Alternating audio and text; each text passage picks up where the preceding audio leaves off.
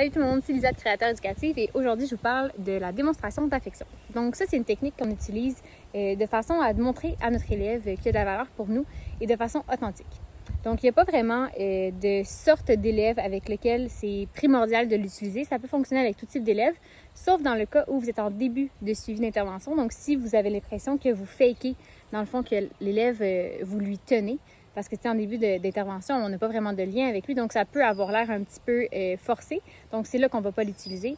Aussi, on ne l'utilisera pas si on sent que le jeune tente de nous séduire par la suite et si jamais l'enfant ou le jeune a tendance à être dépendant de cette affection-là. Donc ça, c'est les seules raisons pour lesquelles on ne devrait pas utiliser la démonstration d'affection comme intervention. Notez bien ici, par contre, c'est une technique qu'il faut faire super attention si on est face à quelqu'un qui a un trouble de l'opposition. Ce que je veux dire par là, c'est qu'un trouble d'opposition, dans le fond, il va s'arranger pour que la barre des attentes de l'enseignant rebaisse suite à un compliment. Donc, si, mettons, vous dites à Lucas, « Ah, Lucas, j'ai trouvé ça super bien, ce que tu as fait l'autre jour, j'ai vraiment aimé ça, nanana. » Bien là, ça monte la barre d'attente de l'enseignant et lui, ça le stresse trop. Donc, ce qu'il va faire, c'est qu'il va saboter l'effort qu'il vient de faire par un comportement dérangeant, par un comportement violent ou par n'importe quoi d'autre, dans le fond, qui va faire baisser votre niveau d'attente à ce qu'il était avant le compliment. Donc, il faut juste faire attention avec les troubles d'opposition.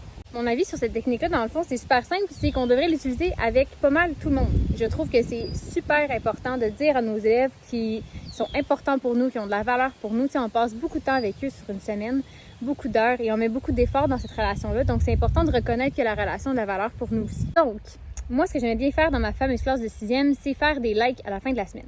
Donc, j'avais fait imprimer des petits boutons like comme sur Facebook et dedans, j'écrivais quelque chose que j'avais remarqué qu'ils avaient fait de bien durant la semaine. Donc, c'était d'avoir aidé un ami, d'avoir aidé l'enseignant, d'avoir fait quelque chose sans qu'on leur demande, d'avoir fait de l'initiative, d'avoir prouvé du leadership.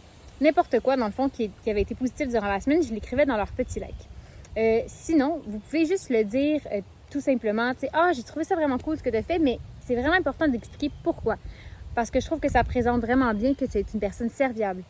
Parce que je trouve que ton sens de l'humour est vraiment hors pair. C'est vraiment important de mettre des mots sur les qualités qu'ils ont, pas juste garder ça à « t'es nice, merci beaucoup ». Il faut vraiment prendre la peine d'expliquer aux jeunes. Comme ça, lui, ça remplit sa banque de qualités, puis ça va faire monter un petit peu son estime de soi. Donc, merci!